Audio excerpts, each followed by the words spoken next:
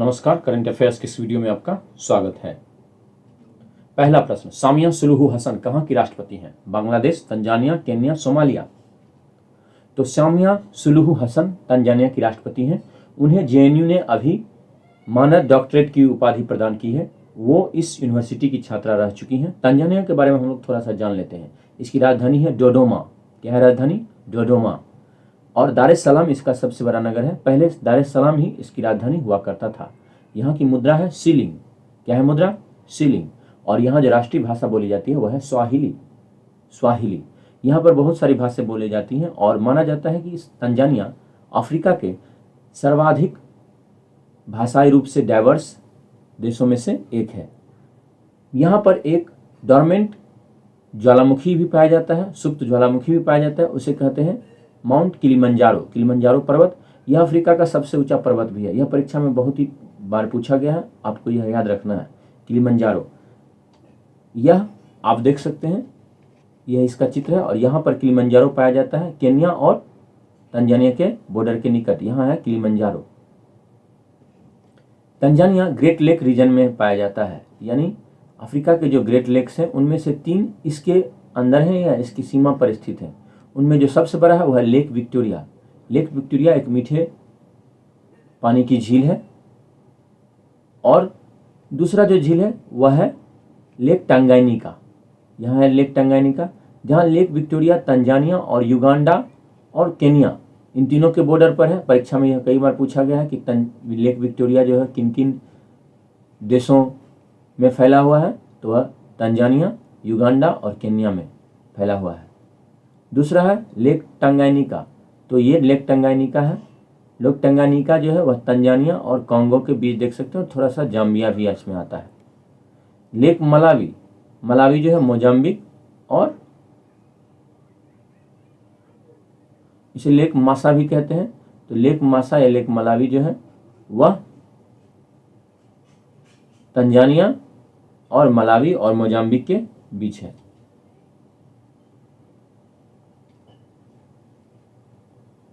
Lake Nysa. तो Serengeti, आपने discovery आदि चैनल में देखा होगा कि बहुत सारे बाघ घूम रहे हैं। थोड़ा खुला खुला मैदान जैसा इलाका है, बीच में पेड़ पौधे उगे हुए हैं, घास का मैदान है, तो वो सेरेंगेटी का इलाका है। सेरेंगेटी क्षेत्र जो है वह शेरों के लिए बहुत ही प्रसिद्ध है और वह तंजानिया में ही पाया जाता है। सेरेंगेटी। तंजानिया के 2 महत्वपूर्ण द्वीप हैं, पेम्बा और जंजीबार। अभी जो राष्ट्रपति हैं वो मूल रूप से जंजीबार की ही हैं। ये विश्व में और विश्व का अधिकांश लौंग सप्लाई करने वाले क्षेत्र हैं जंजीबार और पेम्बा। यहीं से विश्व का अधिकांश लौंग जाता है। ये लौंग उत्पादक क्षेत्र हैं जंजीबार और पेम्बा। रिफ्ट वैली वो तंजानिया से होकर गुजरती है। Rift valley great rift valley है जो कि आगे नीचे मेडागास्कर से लेकर ऊपर मोजाम्बिक होते हुए ऊपर यह सोमालिया इत्यादि के किनारे होकर गुजरती है।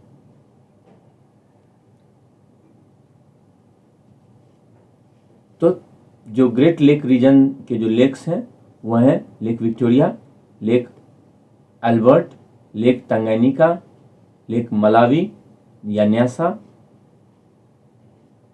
लेक मुवेरू, लेक तुर्काना इत्यादि कई सारे झीलें। यह लेक विक्टोरिया बहुत ही महत्वपूर्ण झील है क्योंकि यह अफ्रीका की सबसे बड़ी झील है और अफ्रीका की जीवनदायिनी नदी जो विश्व की सबसे लंबी नदी है नील, वह भी यहीं से निकलती है। लेक विक्टोरिया से होकर विषुवत रेखा भी गुजरती है। यहाँ है लेक विक्टोरिया और इससे होकर विषुवत रेखा भी गुजरती है।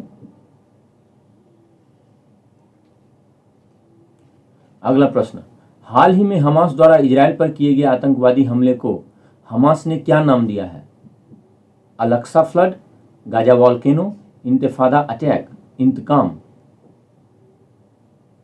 तो हमास ने एक ऑपरेशन किया है, इजराइल पर हमला किया, उसे एक ऑपरेशन का नाम दिया, उसका क्या नाम है आपको यही बताना है। तो इसका उत्तर होगा अलक्सा फ्लड। या तूफान अलक्सा इसका नाम दिया गया है। और इसका कारण है ये अलक्सा मस्जिद, जो कि इस्लाम में एक बहुत ही पवित्र स्थल है। हालांकि यह अन्य दो धर्मों के लिए भी बहुत ही पवित्र स्थल है, क्रिश्चियनिटी और जुडाइज्म, यहूदी ईसाइयों और मुस्लिमों, तीनों के लिए यह बहुत ही पवित्र स्थल है। अलक्सा मस्जिद इस्लाम के 3 सर्वाधिक पवित्र स्थलों में से एक है। मक्का मदीना के बाद इसका स्थान आता है। अलक्सा मस्जिद जिस पठार पर स्थित है, जिस ऊंचे क्षेत्र पर स्थित है, उसे कहते हैं टेम्पल माउंट। और टेम्पल माउंट यहूदियों के लिए बहुत ही पवित्र स्थल है।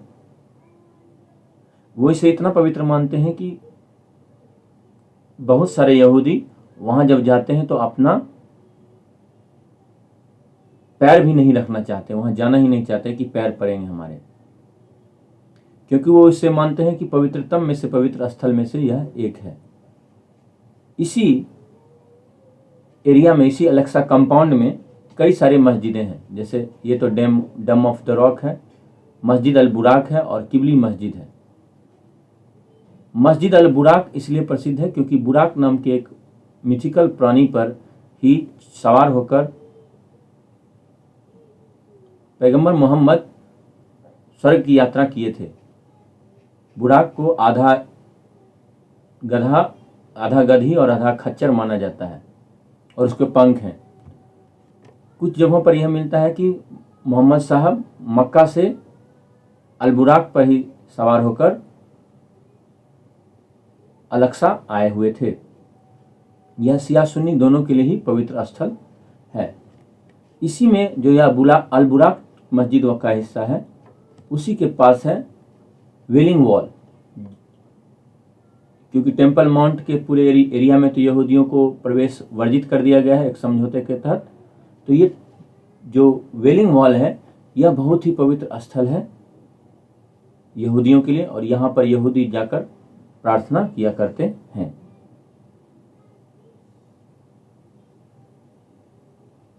यह स्थल क्रिश्चियंस के लिए बहुत पवित्र है, क्योंकि माना जाता है कि यहीं पर टेम्पल अथॉरिटी को जीसस ने, यानी यीशु मसीह ने चुनौती दी थी और उसके बाद उन्हें सजा हुई थी और उनको मृत्यु हुई, दंड दिया गया था और फिर उनका पुनर्जन्म हुआ था, फिर उनका पुनरुद्भव हुआ था। तो यह 3 धर्मावलंबियों के लिए बहुत ही महत्वपूर्ण है, इस्लाम, ईसाइयत और यहूदी धर्म। अगला प्रश्न, वार्षिक संयुक्त HADR अभ्यास चक्रवात किस स्थान पर आयोजित किया जा रहा है? गोवा, ओडिशा, तमिलनाडु, केरल। तो यह आयोजित किया जा रहा है गोवा में। HADR का फुल फॉर्म हुआ humanitarian assistance and disaster relief, मानवतावादी सहायता और आपदा राहत। यह एक वार्षिक संयुक्त अभ्यास है जिसमें कि भारतीय सेना, नौसेना, वायुसेना के अलावा अन्य कई सारे संस्थान भाग लेते हैं, जैसे NDMA, national disaster management authority, राष्ट्रीय आपदा प्रबंधन प्राधिकार, नेशनल डिजास्टर रिस्पांस फोर्स, राष्ट्रीय आपदा प्रतिक्रिया बल, national institute for disaster management, राष्ट्रीय आपदा प्रबंधन संस्थान। इसके अलावा भी कई सारे संस्थान भाग लेते हैं, जैसे फिक्की को देख सकते हैं आप। इस एक्सरसाइज का आयोजन एक साल भारतीय थल सेना करती है, फिर उसके बाद नौसेना करती है, फिर उसके बाद वायुसेना करती है, और यही क्रम चलता रहता है। पिछली बार यह आगरा में हुआ था, पहली बार यह 2015 में हुआ था और 2016 से यह रोटेशन बेसिस पर तीनों सेनाएं आयोजित करती हैं।